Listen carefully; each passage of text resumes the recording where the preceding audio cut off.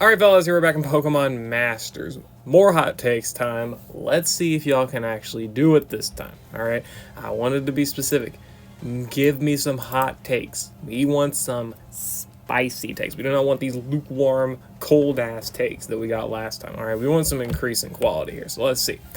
Some people complain way too much over the sync animations for seasonal special costumes, arc suits not being original, despite the fact that most people skip the sync moves anyway. This is not like Fate Grand Order, where you cannot skip and you're forced to watch Year 1, Year 2 servants. Chunky, I'm going to guess this is like a sync move animation, while hoping for an animation update.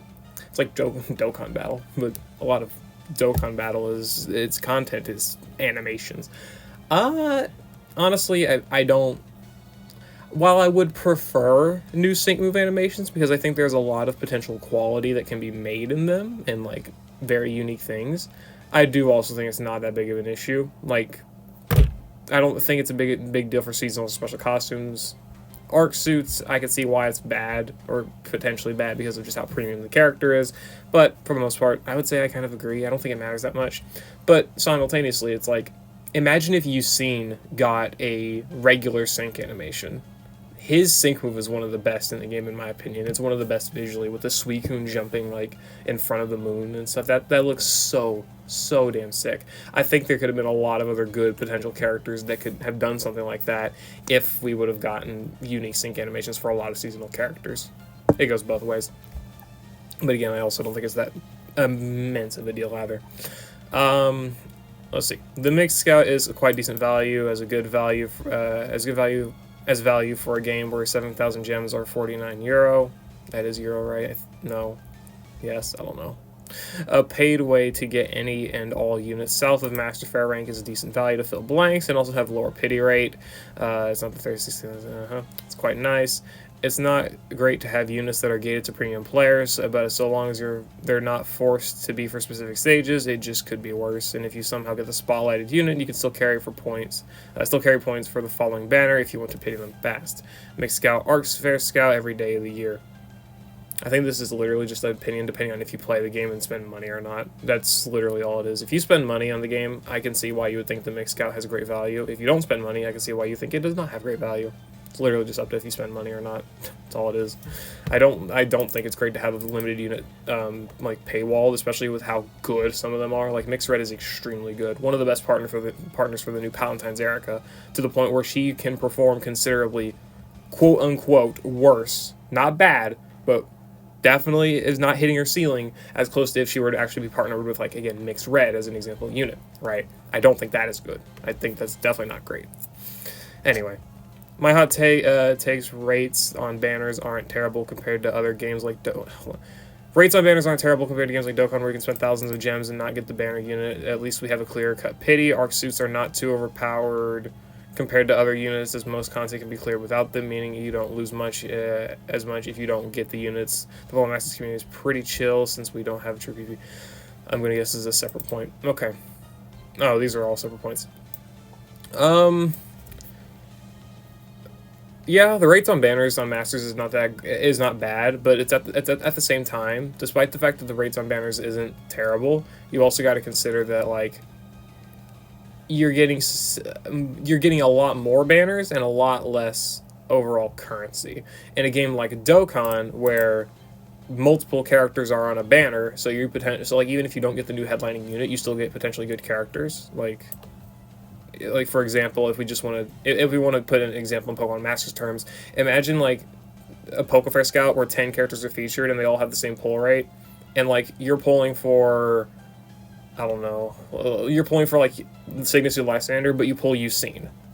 You didn't get Lysander, right? But you got a very good striker as well. So it's a kind of similar case, somewhat similar case, I guess. It's just kind of an example. It's definitely not terrible. Like the rates on banners are not terrible. I will say you're kind of wrong. Wrong-ish in the sense of like Palatine's banners or like seasonal scout reruns and any banner that has like 4 characters or more. Because in a game like Dokkan, they've got the rates at 0.5% for all characters on banners anyway. Masters has the same thing, except a lot of the characters' quality is significantly worse, and you still have to pity them. I honestly just don't think it's that great. I just don't.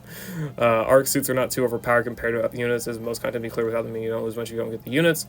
I think this is true to an extent. I think if you don't get an arc suit character, then you do struggle quite a bit more. But if you have other Master Fair units like Champion Blue, then yeah, I mean, you don't actually lose that much.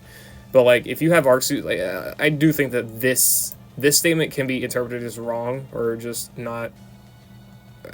You can definitely say it's a hot take because a character like Arc Suit Steven is so overpowered. Arc Suit Steven is easily the best character in the game and carries so many characters in so many fights. Ultimate Battles specifically, like, he is just so damn strong and so damn dominant that he will make he is, I would say, overpowered. Okay. Pokemon Masters community is pretty chill, so we don't have the true PvP if they ever do implement PvP. Yeah, community can be chill. Depends where you go. Ultimate Battles are fun. I like the only reason... I feel like the only reason people don't like them is because of how overtuned Annabelle was when she came out. Probably sour people's opinions on the mode. But I feel now and how many have come out and how used we've gotten to them, I'm enjoying them a lot more. I really enjoy the challenge and look forward to a new one every month. There are some that I still find annoying, but they've not... Was there supposed to be more to this sentence? Because I'm not getting it. I'm not seeing a show more box. There's still some I find annoying. Okay. I'll just take this sentence at face value. Yeah, I mean, it's always going to be up to opinion. That's not, I don't know if it's really a hot take. There's not really much of a factual basis here. It's just whether you like the content or not. This is like saying high score event is fun. That's just completely opinionated. I don't agree, but there are people that do. I don't really, there's not much of a basis for it. I don't think so. I personally, I think Ultimate Battles are like fine to an extent. I think Ultimate Battles would just be better as fights that do have gimmicks, but not gimmicks that are hyper locking them to like one character.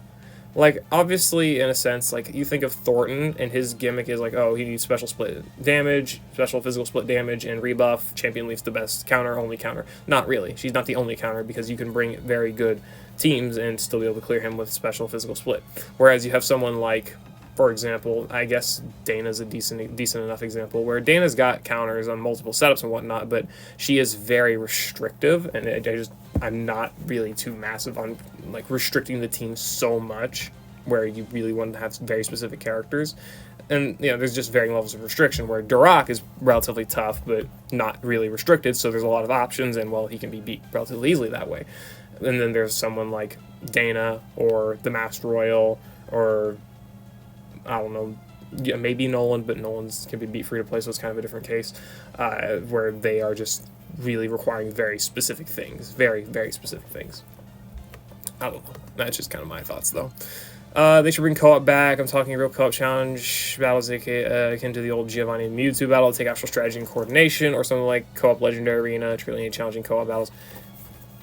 I don't think that's that hot of a take, frankly. We're getting back to this. What the hell? Okay. I think co-op should be brought back. I don't know about its difficulty. I know that Giovanni and Mewtwo event was tough. I remember seeing a video of it or whatever, like a year or so ago, and, well, it was actually a really tough fight. I mean, sure, but the bad part about this is trying to coordinate with actual other players. Like, getting other people together is annoying sometimes. So actually trying to beat stuff, especially if it's like a time-limited content, that could be annoying. And obviously there's still a factor of actual like luck and all of that, and people who have the actual units and stuff like that. Ethan should have been the Johto Neo champion with shiny Gyarados. Sure, I guess. I don't think it matters. I don't think it would have changed much if it was Ethan or if it was Silver.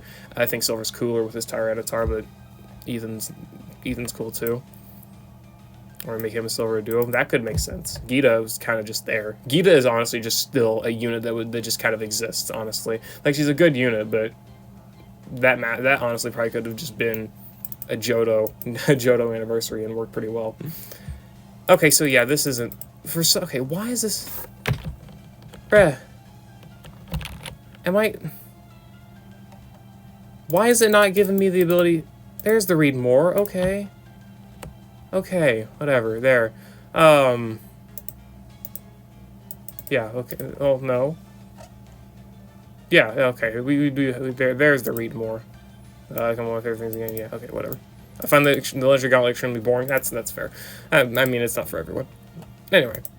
Okay, they should start adding 2 large characters a month, one of them being free-to-play general pool so people don't have to pull it often, still have to someone new to talk to each month. Last year sucked there's so many limited characters. I mean, this would be better for free-to-play players, sure, obviously, and it would just be a nice thing for free rewards in general. I don't think that's that high of a take. People want more free things.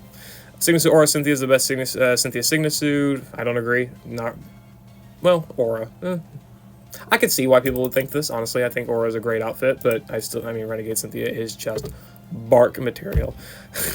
Anyway, sure. Not gonna lie, I don't think the Paldea MC should have their base units be Master Fairs. Karada and Marada make perfect sense as Master Fairs, but they should be safe for the professors, or it should have been Juliana and Florian's Signasudes. I already dislike the main character against being Pokefair. Not happy to have Florian and Juliana be Master Fairs.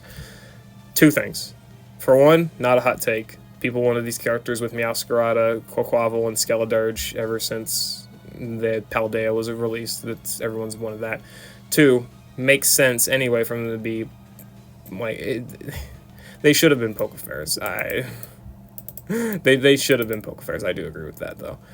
But we've reached the point where these headlining characters are not free characters anymore, and they're not even Pokefairs anymore. They are not Master Fairs. We went from literally getting box legendaries like Palkia and Kyurem and Rayquaza as free-to-play characters to getting them as first releases as Master Fairs without ults and no less. That's funny. Speaking of Signasudes, they're still my favorite type of outfit in this game. We should get more of them, even characters that already have Neo Champion alts. Yeah? Why are these aren't hot takes, man? Y'all need to step it up. Y'all need to step it up. Just saying. Really get those spicy takes flowing.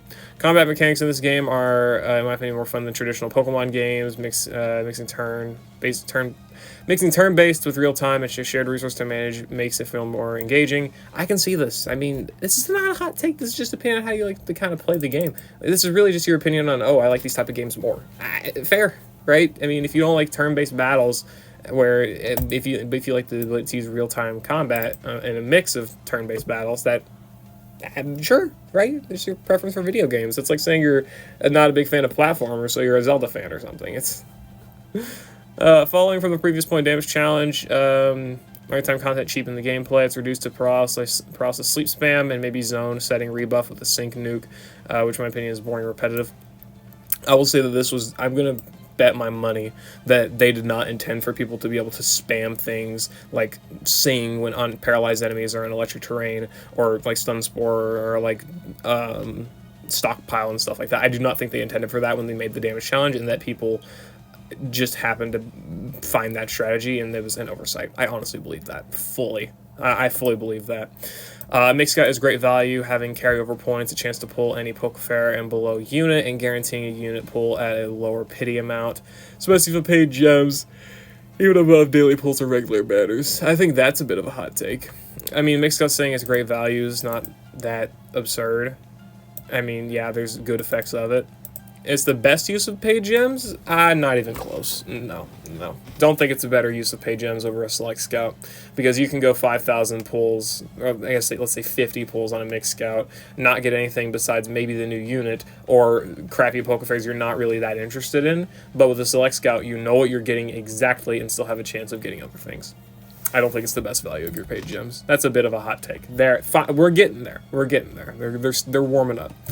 Large pair should always be given the base form of the Pokemon evolution, allowed to evolve, and any all able to enter the lodge as long as it is the same person. I think that this is not a hot take. I mean, this is like fine, whatever. I don't think this really matters, but sure. Like I'm gonna guess what they mean is, for example, Diantha here. She should have gotten Tyrant, and you can choose to keep it as a Tyrant or evolve into Tyrantrum. I think that's what they're meaning, right? Probably. That, or they mean that Diantha could have gotten a Ralts and then a Curlio and another Gardevoir. But I'm going to assume that they meant whatever Pokemon they get should have been the base form of that Pokemon. Again, Tyrant to Tyrantrum. But This is a cold take. I've been saying this since day one of the Trainer Lodge. Let us use alts in order to actually get the characters. I do not have regular Marnie. I have never had regular Marnie, so I still don't have Lodge Marnie. But I have Palatine's Marnie. I have Neo Champion Marnie. I have Damage Challenge Marnie. I do not have Variety Marnie, but still, bruh, come on. I also have Summer Marnie. Come on, just give me the friggin' unit. Anyway, whatever. Arcleon's not as useless as people make it out to be. Champion Leaf can do a lot more, but he also has strengths that she doesn't. Higher single damage, overall they're very good fire characters. Arcleon is one of the best fire types in the game, so this is very cold take. Sprint as an EX role is just far better than support for any attacker. Also, I want to just go back to this and add, no one's saying Arcleon is useless. People are saying that Arcleon is potentially not super valuable to go for because he's easily replaceable with other striker options. Is he the best fire damage dealer? Yes, probably. But would you want to spend 45,000 gems and then however many candies in order to pull for him? That's a different point entirely. That's mostly what people are saying, not really that he's bad. Anyway. At least they shouldn't be. Sprint as an EX role is just far better than support for any attack or tech unit. Extra stats that actually matter, and getting to use another sync essentially right after your first fulfills the same role as a 2x sync buff. Bonus points if you can build setups that allow you to skip right into another sync back-to-back. Signature Wall is the unit that perfectly represents this. Signature Silver should have gotten Sprint. Instead he would have had Adrenaline 7 at max investment. I would argue that it's pretty great in almost every situation, but that leans into a more case-by-case basis. Sprint is overhated for sure. This is a hot take. I can see that. See, this is a hot take. Support, oftentimes, for a lot of characters... Support for a lot of striker characters I can see people not really liking, but at the same time, a lot of the strikes that get the support role get so for either more bulk, which can be helpful in some game modes, it really just depends, or because a lot of their sync abilities are based around utility, which is why people want support for Maxie and Archie, but then they got tech, because Maxie and Archie's sync moves suck, so in order to give them value on using their sync move, you would want to give them support and get that extra use of Rain and Sun. But just didn't work that way. I don't think Sprint matters. I think support and Sprint play the same function in like a striker character. Sprint gives you like plus 20 offense, sure, who cares, honestly. Whereas support is actually giving you another sync buff, and yes, Sprint is letting you get closer to your next sync move, but it's just kind of increasing the time it takes, not increasing, it's decreasing the time it takes to get to that first sync move, whatever you want to call it, then that next sync move, whereas support just automatically gives you that support EX that you're going to be getting from that sync buff. It's probably going to be a case-by-case basis, like said, for the most part. Like if it's a shorter battle, of course I can see better use in Sprint, but like a longer battle, support I honestly think could be better. But then, I mean, I agree with this. Signature Wally perfectly represents this. I agree. Signature Wally is a good use of the Sprint EX role. Signature Silver would have been good with it too. I think they mostly went with support EX for that guy for his... I think they mostly went with support for that guy just because he's already got Adrenaline, but I don't know. Whatever. I'm not really going to try and... not really going to try and get in their head there. Kind of a hot take. I can see this being a hot take. That makes sense. Hot take is that power creep is good. I know that makes every new pair more and more broken, but I think it makes you play more. Also, new players that the new pairs have less power creep than the 2024 pairs. Yeah. Kind of. Maybe. I don't know, honestly. I think the big power creep happened in the 3rd anniversary where we got Thunderbolt Red and Ash. They were just so insane. They're still insane now. So, I don't know. I wouldn't say that...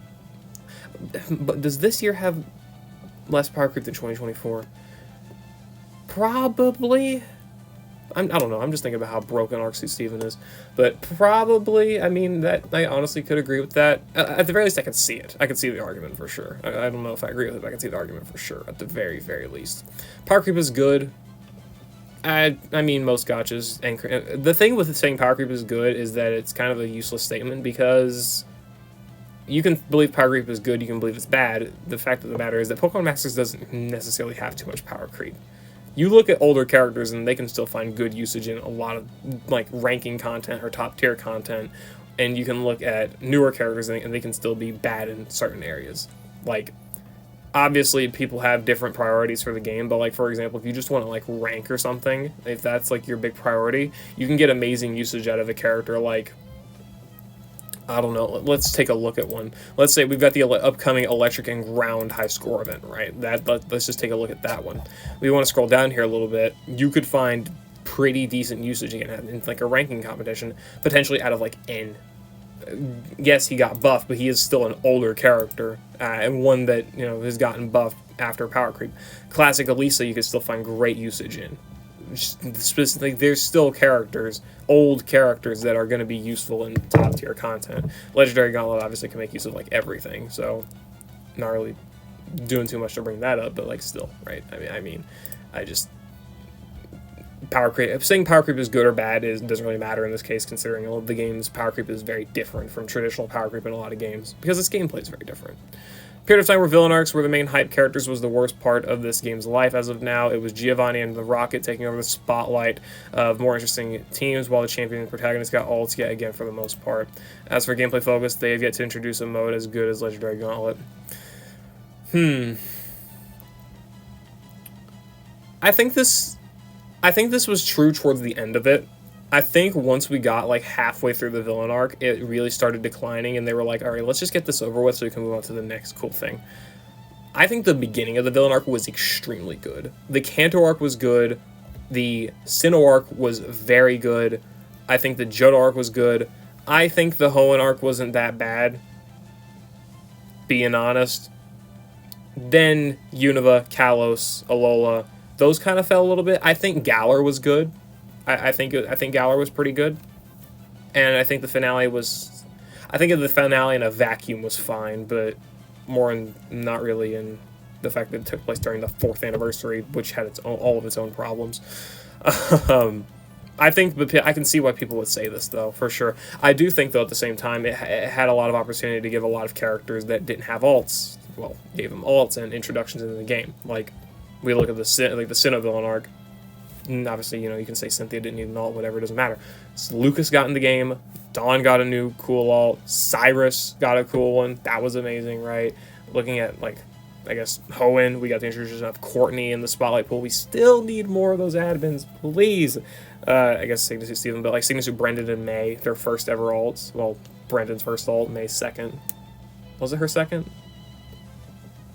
Third. We have the 3rd anniversary, the 2.5 anniversary in May, as well as the spring May. Anyway, you know, giving Brendan an alt was nice, and Unova didn't really, a lot of those characters didn't really need alts. Kalos was decent, Diantha appreciated a new alt, Lysander loved his Cygnus Suit, Emma was a cool addition to the game, even though it could have been someone else.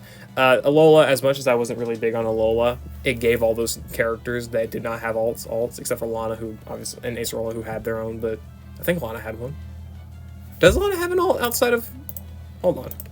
No, I know Acerola has an alt outside of Fall, but no, Lana, this was Lana's first alt. Okay, right. Her only alt, technically, because everyone was just lodged. But it gave Lana, Hao, and Mina actual alts, which is pretty good. I don't know. I think that was good. Yeah, we're looking at that. Cool. But yeah. So, I think that was pretty decent. I mean, the story I also kind of just liked, but whatever. James Franco got all alts for the most part. Yeah. But, again, some other characters did too. I think it was nice. Anyway.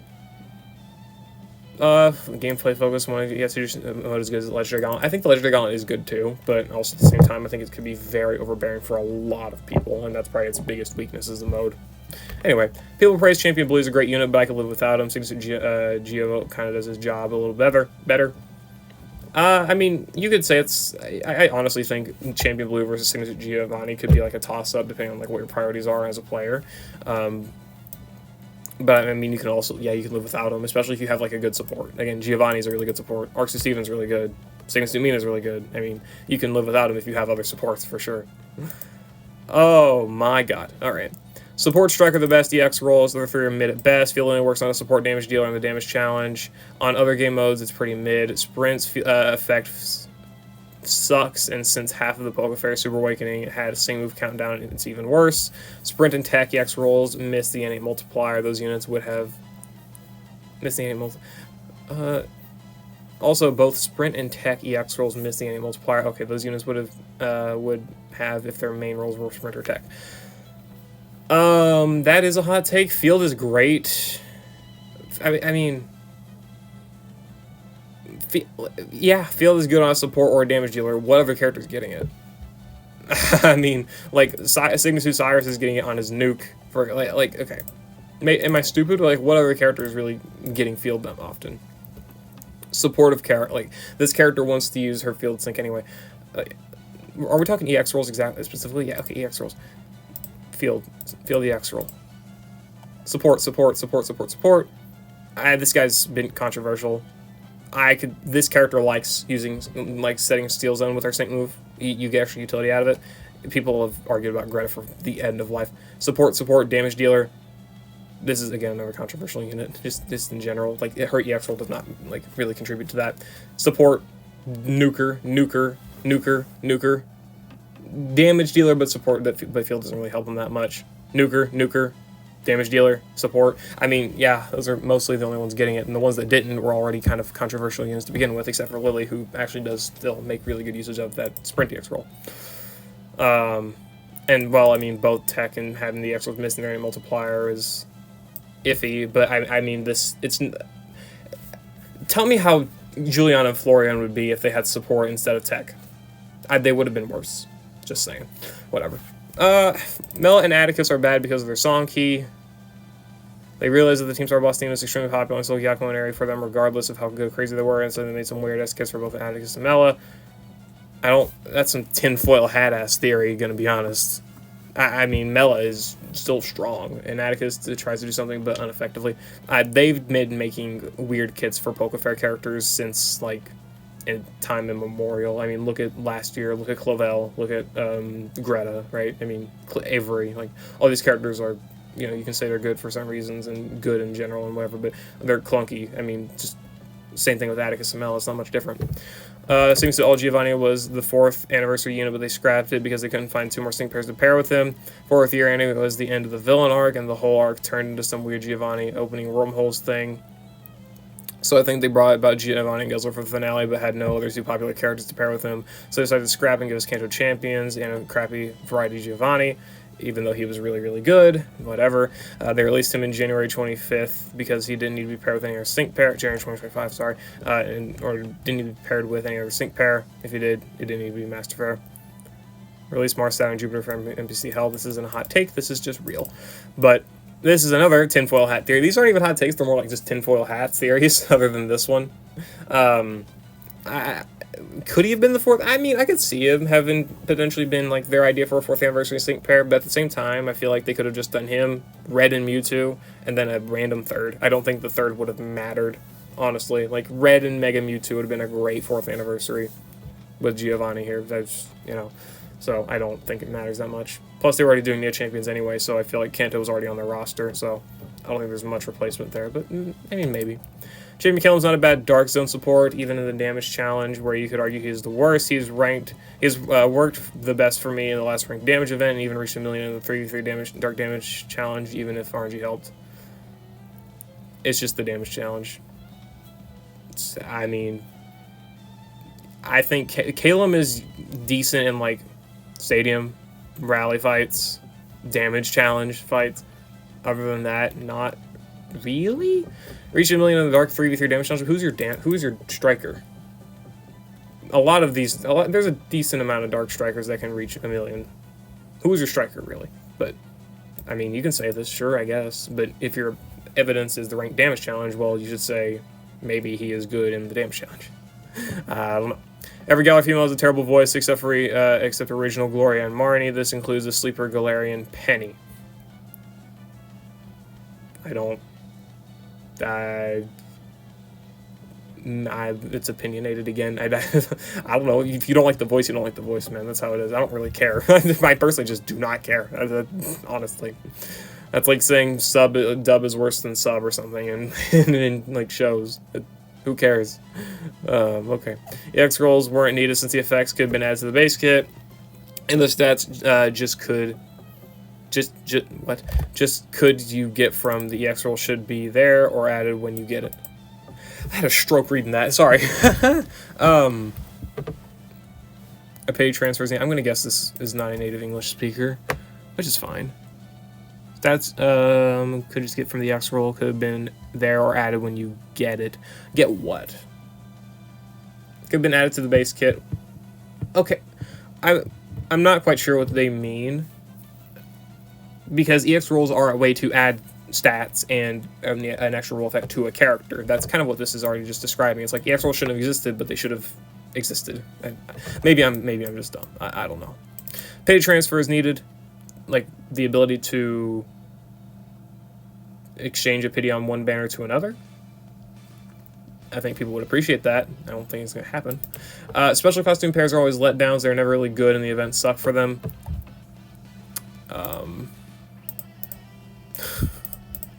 Hell no. Hell no. Sorry, and that's a hot take. Selena's really solid. Was really solid for a while. She's still quite solid, especially under the existence of Arcee Steven. Barry is an extremely good physical bug damage dealer, only really like replaced by Signitude Hilbert, but still really good. Special costume Eriott is the best ghost damage dealer in the game. Is she still the best ghost damage dealer in the game? Have we gotten any new ghosts since then? Like Ingo? I don't know if Ingo's better than her, but like Eriott is still one of the best ghost strikers in the game, one of the best ghost damage dealers in the game.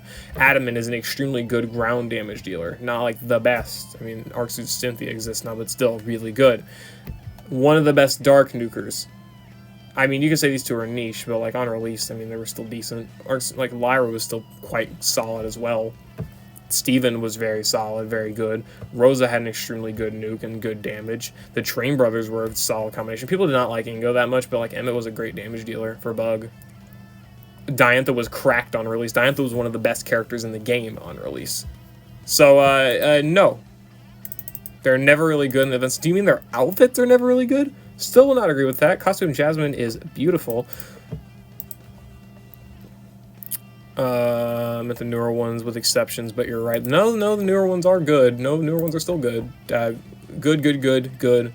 I mean, like, granted, this character. How old is Zinnia? Is she nearly 2 years old? She is nearly 2 years old. Damn. But, like, these characters were all good. You could say, like, Selena or Barry are kind of letdowns, but there's Datamine and Eriott. Those were both really good characters. Consider we only got 4 special costumes last year, right? I don't know. I don't really agree. They're not always letdowns. Not even really close. Maybe you can say the story events are not that great, but that's it's whatever. Fair enough. Also, Belelba and Bryson Man. Bryson Man's really good characters. I like to pair up with a lot of top tier dark characters, especially the special ones like Champion Marnie. Really good character. And Belelba, you can say she kind of is iffy, but she's got some of the best bulk in the game outside of at least on release. But yeah, whatever. There were the hot takes. They were pretty spicy. Some of them were pretty spicy. Some of them weren't. I think we did a little bit better than last time on doing hot takes, but some of y'all still got to learn to actually put out some hot takes. All right, go back to hot take school. Put a little bit more spice in the meal. Obviously, I'm mostly just like playing around. It's not that big of a deal, right? It's fun to read the comments, whether they're hot takes or not. But let's get some more hot takes next time. All right, we'll come back in a few weeks, in a month or so, whatever I'll end up doing. I'm not sure yet. And we'll get some more hot takes, all right? So, yeah. I'll see you later. Hope y'all enjoyed. Hope y'all enjoy the hot takes and cold takes that people put out. So, yeah. See you later. Hope y'all enjoyed. Peace.